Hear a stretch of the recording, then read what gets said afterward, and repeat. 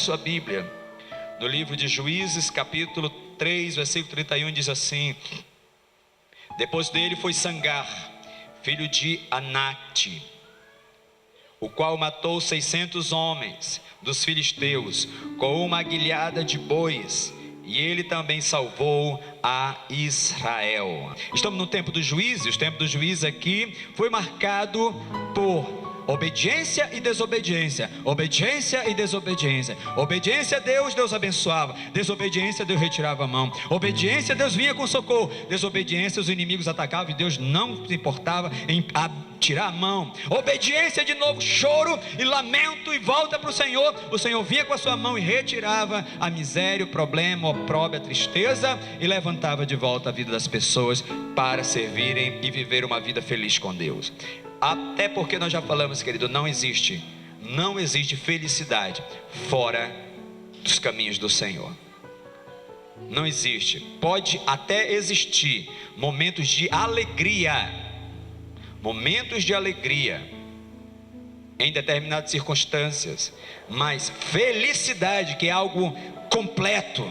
Felicidade, querido, não é eu apenas comprar uma casa nova. Comprei uma casa nova, que legal, estou feliz. Isso é alegria. Felicidade, querido, envolve tudo. É o envolvimento do bem-estar da minha alma, é o envolvimento do bem-estar do meu espírito, e é o envolvimento do bem-estar do meu corpo. É toda a tríade que sou eu. Ela tem que estar completamente numa perfeita sintonia. Isso traz felicidade. Alguém, querido, que ele pode ter muito dinheiro, mas se é uma pessoa que está enferma, ela não é feliz. Alguém que pode ter muito dinheiro e até estar com a saúde perfeita, mas se a sua casa está ruim, essa pessoa não está bem. Então felicidade, na verdade, é um completo, é algo que é tudo, para que realmente possa desempenhar. Às vezes, querido, alguém gostaria muito de dar 100%, às vezes naquilo que quer dar para Deus, na sua vida, na sua casa. E muitas pessoas, e até pregadores, no máximo que conseguem dar, se existe um desequilíbrio, é 30%, 70% não consegue, porque existe um desajuste ainda. Quando eu olho para a vida deste homem, Sangar, quem já ouviu falar de Sangar? É um nome popular na Bíblia. Eu vou perguntar só por curiosidade: quem aqui já ouviu falar de Sangar na Bíblia? Levante a mão. Ninguém. Quem já ouviu falar de Moisés? Quem já ouviu falar de Elias? Quem já ouviu falar de Davi? Quem já ouviu falar de Jesus? Quem já ouviu falar dos grandes reis? Mas quem já ouviu falar de Sangar? Ninguém. Quem é esse Sangar? E a Bíblia mostra uma notoriedade na vida desse homem, querido. Olha, o texto diz que ele matou 600 homens sozinho. Não diz que ele e um monte de gente mataram 600 homens. Diz que ele, quando a Bíblia está dizendo que ele, era só ele sozinho, matou 600 homens. E não diz que ele matou 600 homens, matou um aqui, no ano passado matou outro, e depois diz que ele matou tudo de uma vez, 600 homens. Mas o que me chama a atenção é que ele matou com um instrumento, e esse instrumento era uma aguilhada de bois. Quem conhece aqui uma aguilhada de boi? Quem já trabalhou, conhece uma aguilhada de boi? Conhece, né? Temos uma fazendeira no nosso meio, glória a Deus. Uma aguilhada de boi, querido, uma aguilhada é um instrumento. É um instrumento, é uma vara. Uma vara, todos aqui sabem o que é uma vara, né? Se nós pensarmos naquele tempo, poderia ser um cajado, só que numa ponta de uma extremidade desta vara é um objeto de ferro pontiagudo. E para que servia? Para que ele pudesse, cutucar os bois de longe. Esse era o instrumento que ele usou para matar 600 homens. Eu fico pensando que é possível que ele tenha entrado dentro de um local, de um refúgio, numa casa, e quando o primeiro filisteu entrou para vir contra ele com aquela aguilhada, ele matou aquele primeiro filisteu, e o filisteu vinha armado com uma espada. Ele poderia ter pego a espada do filisteu e com aquela espada pegar os demais filisteus e matar. Mas a Bíblia não diz que ele matou com outro instrumento, diz que ele matou apenas com uma aguilhada de boi. O que me traz atenção este texto nessa noite aqui é que este homem, querido, conseguiu fazer um feito extraordinário na sua vida, apenas com aquilo que ele possuía na sua mão. Basicamente, de tudo que eu posso tirar nessa noite, este é o clímax de tudo, neste ponto. Porque este homem matou 600 homens com uma vara com um pedaço de ferro na ponta. E a Bíblia não diz que veio o Espírito sobre ele e ele fez isso. Mas a Bíblia diz que este homem, com a sua própria energia, com a sua própria força, ele fez. Isso me chama a atenção, que alguém determinado naquilo que quer na vida, consegue executar tudo o que quiser.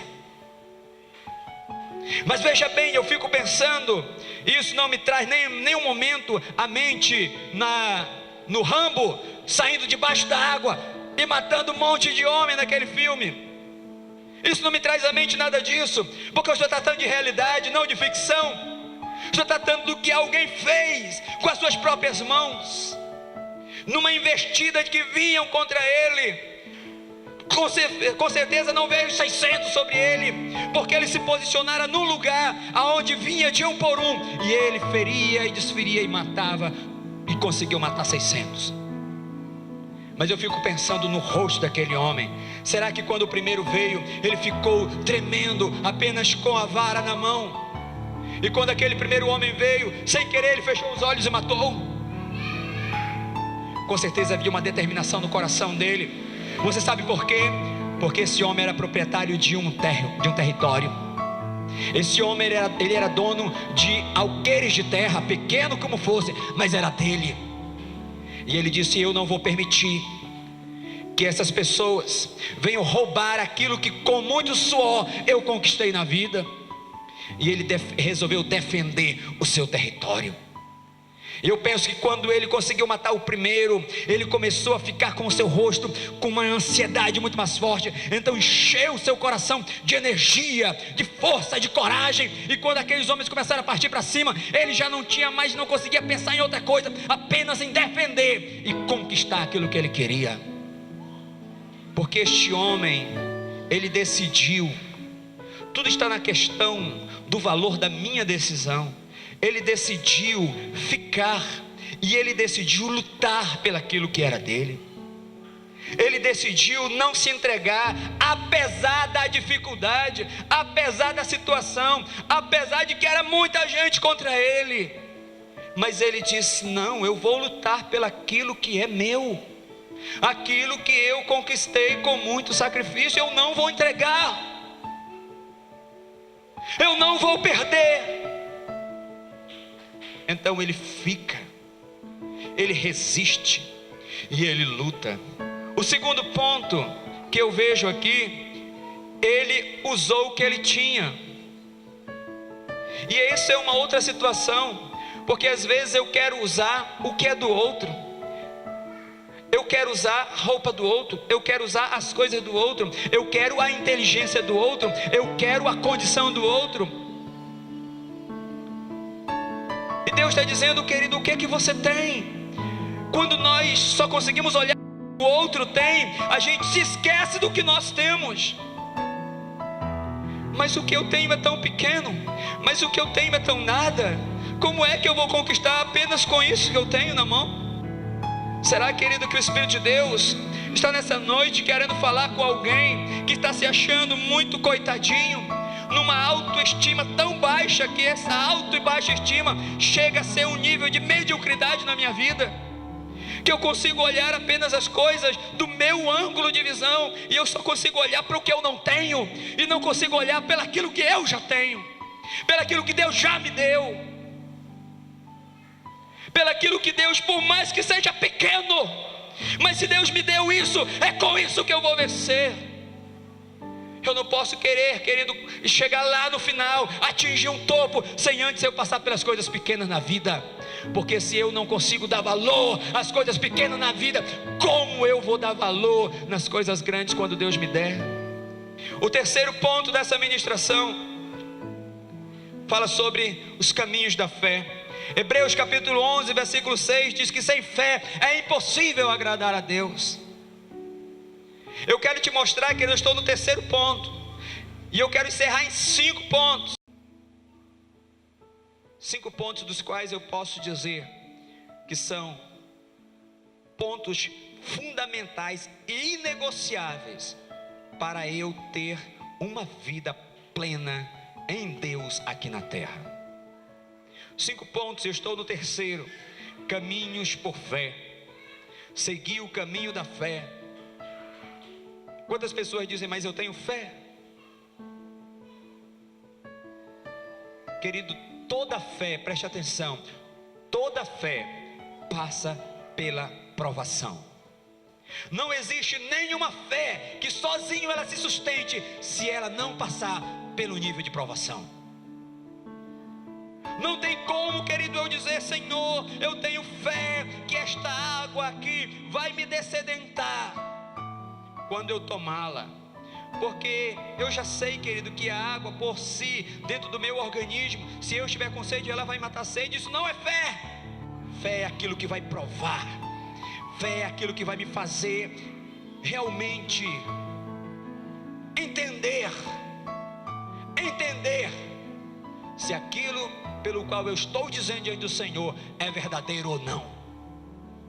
Não tem, querido, não tem uma pessoa diante de Deus que logrou isso na vida que não tenha a sua fé testada, e muitos deles ou delas testado a um nível muito alto, a um nível muito dolorido, a um nível muito difícil.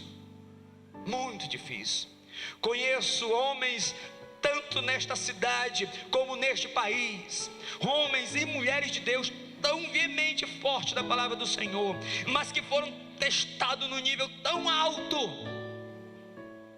que muitos deles disseram, Senhor, eu não aguento.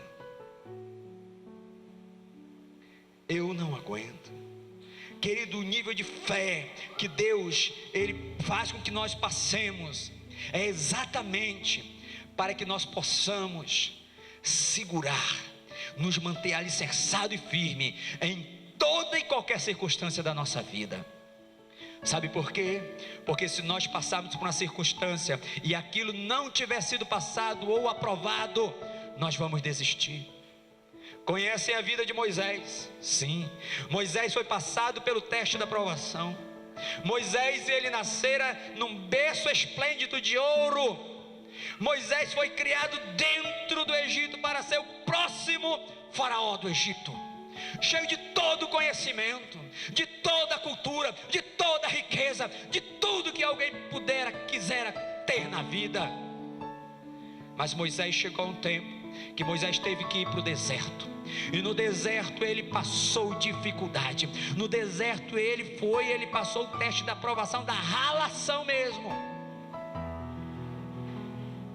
para poder, no dia em que ele fosse libertar o povo de Deus, e ao sair com o povo de Deus daquela cidade, daquele território, daquele lugar, e quando ele passasse pelas primeiras dificuldades, ele não fosse o primeiro a jogar a toalha e dizer, eu não quero isso para a minha vida. Sabe por que pessoas desistem, mesmo até dizendo que servem a Deus, que amam a Deus de todo o coração? Porque nunca passaram pelo teste da fé genuína, nunca conseguiram vencer coisa nenhuma na vida. Todas as vezes que passaram por uma dificuldade, um problema, o primeiro ato de solução que encontraram foi cair fora e desistir. Todas as pessoas, querido, que passam pelo teste da provação, se elas não resistirem e elas decidirem sair fora e dizerem, deixa eu dar um tempo aqui fora, quando a coisa melhorar eu volto, todo esse tipo de pessoas, elas não conseguem permanecer, do qual a Bíblia diz, permanecer no caminho do Senhor. O quarto ponto que é inegociável para que eu tenha êxito na minha vida, do qual eu possa trazer a cultura do reino de Deus verdadeiramente para a terra, o quarto ponto é prosseguir subindo. Quantos conhecem grandes montanhas, pelo menos de ouvir falar, montanhas enormes dos quais as pessoas passaram escaladas? Mas uma coisa que quando eu fui pesquisar isso, eu comecei a entender uma coisa que eu nunca tinha entendido. Preste atenção e redobre a atenção para isso. Muitas pessoas, querido, quando decidem, por exemplo, subir uma montanha, vamos pensar no monte aqui, o Monte Aconcagua, no Chile, é um dos mais altos. E muitas pessoas, querido, quando chega o tempo e dizem assim, e estampa assim nos jornais, e chamam os escaladores de todo mundo para subirem, e vem um monte de gente para subir, e muitas pessoas até amadoras também se inscrevem para subir. Mas uma coisa que me chamou a atenção é que de milhares que se inscrevem para subir dos montes, veja bem que vou lhe dizer, milhares que se inscrevem para subir no monte e começam a escalada, no primeiro instante que começam a escalada, sobem com alegria, sobem com força, mas não a metade, mas muito mais do que a metade, nos primeiros, logo depois dos primeiros metros que sobem, olham para baixo, olham para cima e dizem: não vai dar, nós vamos descer. Poucos, e às vezes de 1000 que sobem, 5, 6, 7 conseguem chegar no cume. Poucos conseguem chegar no nível mais alto.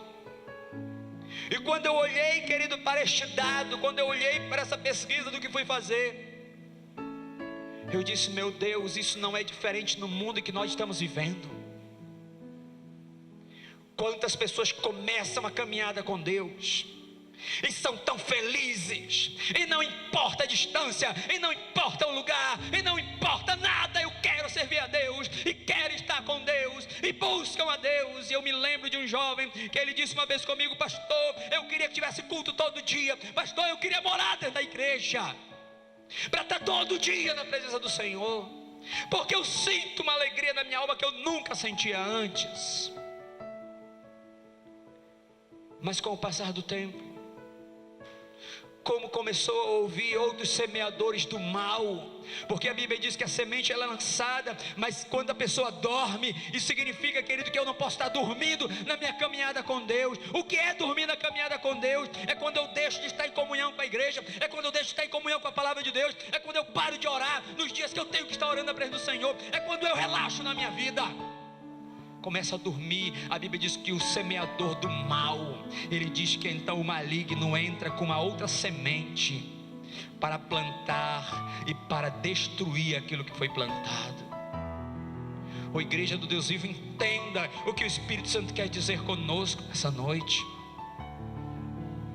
porque não adianta eu apenas começar. Muitas pessoas na escalada daquele grande monte, eles se tomam de ímpeto e vamos subir, mas quando chega no primeira parte, eles começam a dizer: não vai dar, começam a olhar para si mesmo, começam a olhar para a dificuldade, começam a sentir medo e desistem com medo de cair, com medo de morrer. Alguém que começa com um pequeno sonho, porque às vezes as pessoas querem sonhos grandes, só querem começar onde alguém já é muito alto, e Deus está dizendo: não, querido, se você é fiel no pouco, se você dá valor naquilo que é pequeno hoje, e você é fiel, e você não desiste, a Bíblia diz: sobre o muito eu te colocarei. Quinto passo fundamental, que não pode deixar de existir na vida de alguém que realmente quer ser vencedor em Cristo Jesus: Deus quer que você faça mais do que você pensa. A Bíblia diz no livro de Gênesis capítulo 24, fala sobre a história de Abraão.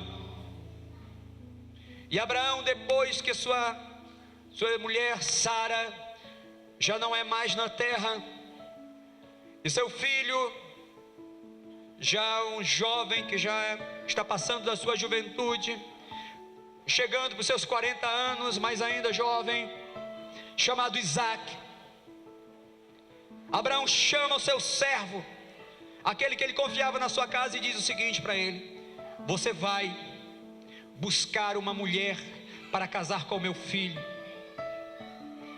mas eu quero que você vá buscar uma mulher da minha terra, da minha parentela, para casar com Isaac. Quando este homem sai nessa empreitada, ele chega no local, E ele começa a vir algumas pessoas. E ele para no local depois de quilômetros e quilômetros e quilômetros e quilômetros de viagem no deserto, com 10 camelos. E ele chega naquele lugar e ele diz o seguinte para Deus: Deus, eu quero fazer um teste com o Senhor. A mulher que vier a este poço para retirar água, porque eu não posso tirar água, porque eu não tenho vasilha e o poço é fundo, e ela retira a água e eu lhe pedi água, essa mulher me dê água, e não somente dê água para mim, mas essa mulher por si mesmo, não porque eu peça dela, mas ela por ela mesma, disser: eu também quero dar água para os teus camelos, então eu vou entender que esta é a mulher que o Senhor quer que eu leve para ser desposada pelo meu Senhor. E este homem fica parado e vem uma mulher chamada Rebeca. E aquela mulher, ela chega, retira a água, e aquele homem diz assim: você pode me dar água? E ela diz: sim, meu senhor. E então ela dá água para ele.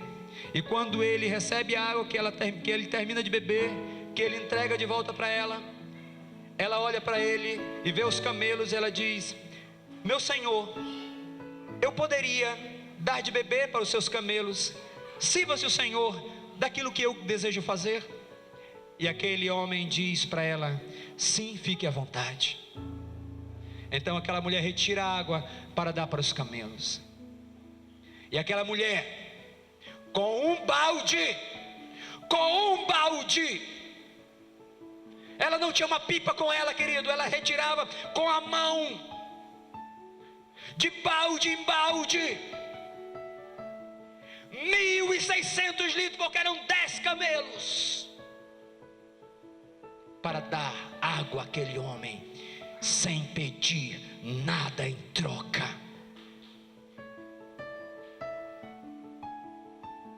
E o Espírito de Deus então me leva a uma outra consideração dentro do que estou falando para você, porque aquela não era a primeira vez que aquela mulher estava fazendo aquilo.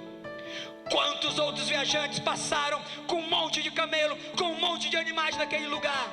E aquela mulher, todas as vezes que ela foi até aquele lugar, que ela encontrou pessoas necessitando, animais necessitando, alguém que precisava da sua ajuda, aquela mulher não se negou e ela dava, ainda que custasse para ela. Porventura, eu fui fazer a conta, gastou aquela mulher para dar água para aqueles camelos entre 5 e 6 horas do tempo dela. Sabe o que essa mulher conquistou?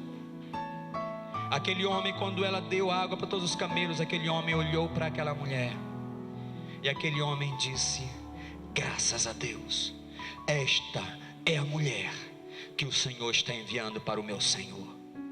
E ele então retirou dos presentes que ele trouxe braceletes de ouro, prata, bronze, joias caríssimas, colocou no seu pescoço, colocou nas suas mãos, deu para ela, deu para a família dela,